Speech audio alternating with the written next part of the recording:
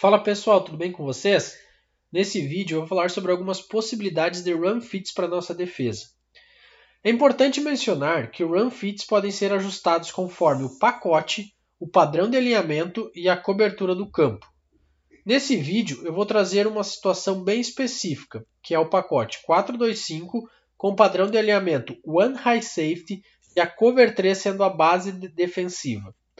Outra coisa que é importante para as definições dos run fits é o alinhamento do ataque, pois isso vai influenciar muita coisa na nossa defesa.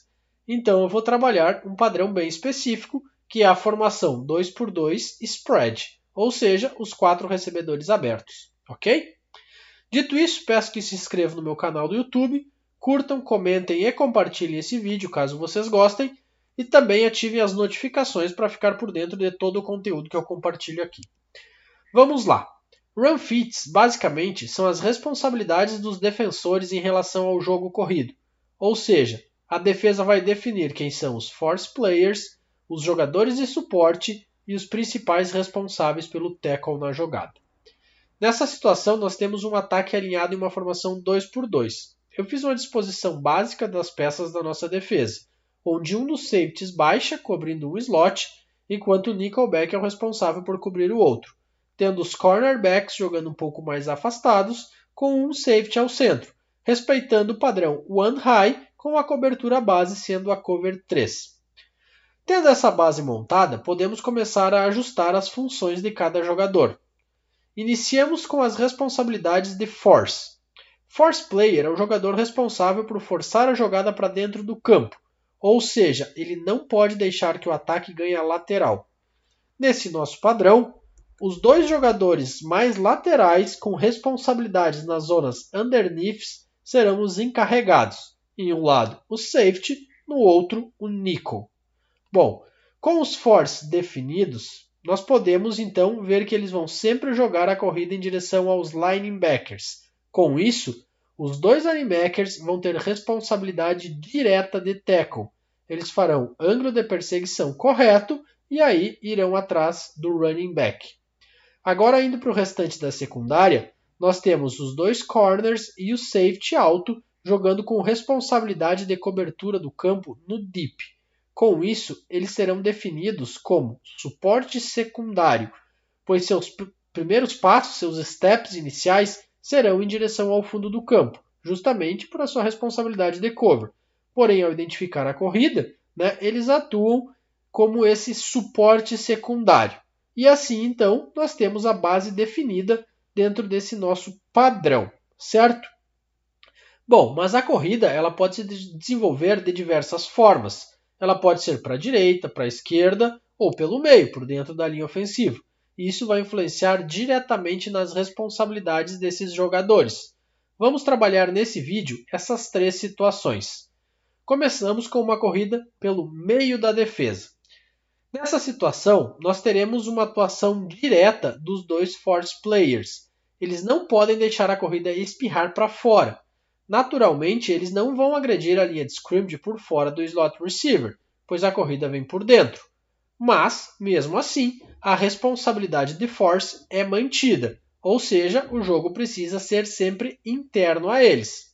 Dessa forma, os dois linebackers podem trabalhar dentro da sua função de tackle, ajustando o ângulo de contato conforme a sua responsabilidade de gap na jogada. O free safety, como um dos nossos suportes secundários, vem em direção à corrida, chegando imediatamente após os linebackers, atuando como esse suporte direto, digamos assim, que chega de frente com o back. Já os corners, eles precisam trabalhar o seu ângulo de perseguição em direção ao fundo do campo, mas também mantendo a regra de não cruzar o quadril do back para que ele não consiga cortar nas suas costas. Os corners vão ser, basicamente, um segundo force em campo aberto, tá? Então, com isso, definimos as responsabilidades dos defensores contra uma corrida interna. Agora, vamos trabalhar as corridas laterais. Começamos com uma corrida para a esquerda do ataque. Nessa situação, aqui o force, do lado da jogada, ele é crucial para a efetividade da nossa defesa. Ele não pode perder a sua responsabilidade, pois se ele perder, a defesa vai estar exposta. Um ponto importante é que o defensor pode fazer o force tanto por dentro quanto por fora do slot receiver, mas preciso destacar que se ele tentar agredir por dentro, a chance de receber um crack block e perder a sua responsabilidade, perder a lateral, aumenta bastante. Porém, se bem feito, né, ele é muito efetivo. Esse force aqui ele é muito efetivo, pois ele fecha a jogada muito próximo ao box, e isso facilita o trabalho dos linebackers. Agora, realizar o force por fora do slot, apesar de não deixar a corrida ser um pouco ser muito próxima do box, né, deixa ela lateralizar um pouquinho mais, tá, acaba facilitando o trabalho desse force, pois assim, né, o bloqueio por parte do slot é um pouco mais difícil, e aí torna a jogada um pouquinho mais segura para a nossa defesa, visto que diminui a chance do nosso force perder a jogada. Porém, consequentemente, ela fica um pouco menos explosiva, já que ela se desenvolve um pouco mais longe do box.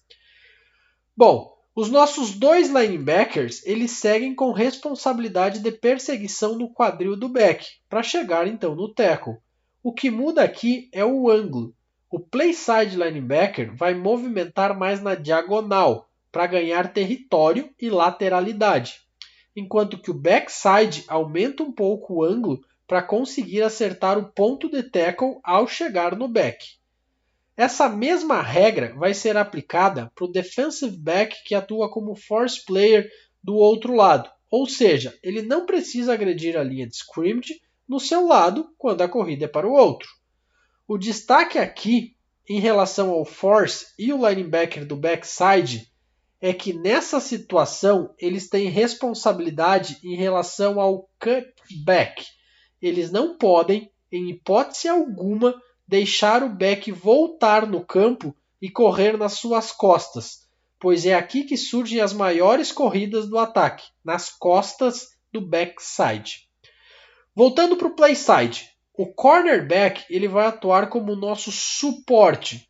Se o back escapar do force e seguir por fora, ele vai sair por fora do wideout e atuar então como esse force secundário. Caso o nosso force primário ele faça um bom trabalho, tá? Também não tem por que esse corner ir por fora do recebedor. Ele vai basicamente se manter por fora, tá? E ajudar no tackle com o ângulo correto, que seria um ângulo de fora para dentro, pois assim ele ainda mantém a sua responsabilidade lateral. O free safety, que está vindo do fundo do campo, ele vai atuar também como um suporte secundário, mas aqui ele atua com uma responsabilidade de tackle, ou seja, ele vai trabalhar um ângulo diferente desse corner. O free safety ele vai fazer a perseguição em ângulo de dentro para fora, sempre visando chegar e realizar o tackle, tá bem? Já o corner do backside, ele vai fazer um ângulo de suporte mais profundo, ou seja, ele é o nosso último recurso. Se todos falharem, é esse corner que vai ser o responsável por tentar salvar a jogada. Ele vai ajustar o seu ângulo e vai tentar buscar, né, o corredor lá na parte final, certo? Bom, vamos agora à situação de corrida para a direita do ataque. Nesse caso aqui, as responsabilidades elas são basicamente iguais à situação anterior, porém com o play side invertido. Ou seja, as regras elas seguem as mesmas. Agora o force passa a ser o nickel, os linebackers seguem a sua função de tackle, né, com o ângulo correto de perseguição. Agora o corner, que era o último suporte, passa a ser o force secundário. O free safety mantém a sua regra de perseguição dentro do quadril, né, no caso, de dentro para fora. O safety baixo, ele assume a função de cutback defender, né, junto então com o backside linebacker. E o corner do backside agora passa a ser o nosso último recurso, né, lá no play side. Ou seja, a nossa defesa está trabalhando exatamente igual à situação anterior, porém agora com o lado da jogada invertido, beleza?